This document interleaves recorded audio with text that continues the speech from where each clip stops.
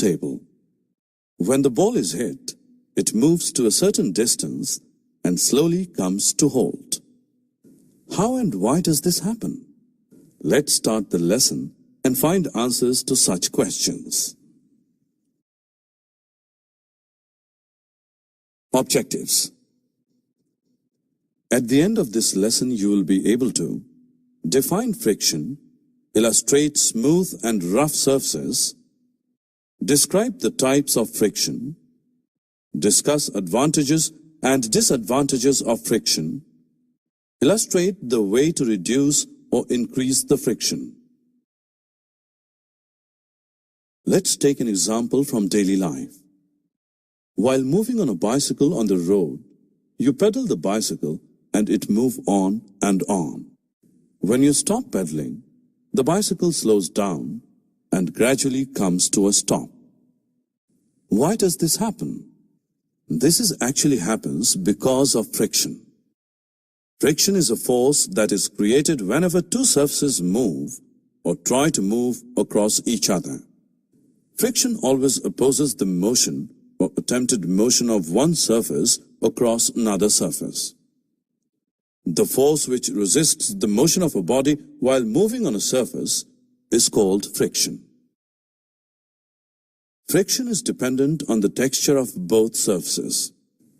Friction is also dependent on the amount of contact force pushing the two surfaces together. A simple answer to this is that, while in motion, the tires of the bicycle are rubbing against the surface of the road. When two surfaces rub on one another, the force comes into play. This force acts in the direction opposite to the direction of motion. Thus, it slows down the motion and finally brings the moving object to a stop. In figure, a ball is rolled on smooth surface and another similar ball on rough surface. As you see here that both the balls starts rolling on different surfaces with same speed, same force and at same time. But the ball which is rolling on smooth surface travels a larger distance than the ball rolling on rough surface. This shows that the rough surfaces offer more friction than smooth surfaces for the same pair of contact surfaces. This example proves that friction depends on the texture of contact surfaces. It is interesting to learn that friction depends on the amount of contact force pushing the two surfaces together. How? Let us find out. Here a man is trying to push a heavy box. The box is not moving. Have you any idea why this happens?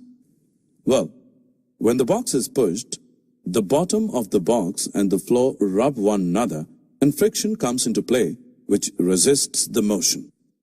The force from friction is more than the push force being exerted by the man. The box will move only when a greater force than the force from friction is applied on the box. Once the box starts sliding, you may find it easier to move the box already in motion. This example proves that friction depends on the amount of contact force pushing the two surfaces together. Now we can easily define force of friction. The force of friction is a force which opposes the motion of a body in contact with the surface of another body. It acts on both the surfaces. Some surfaces are smooth and some are rough. Some are less rough and some are more rough. Even a smooth surface has some irregularities, roughness on it.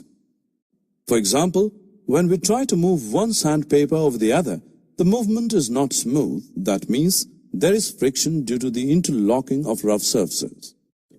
But when we try to move one plain paper over the other, movement is smooth as compared to sandpaper. Thus, the roughness of sandpaper is more than that of the plain paper. So we can say that friction is produced due to the roughness of surfaces. Depending on the roughness of surfaces, the value of frictional force can be more or less.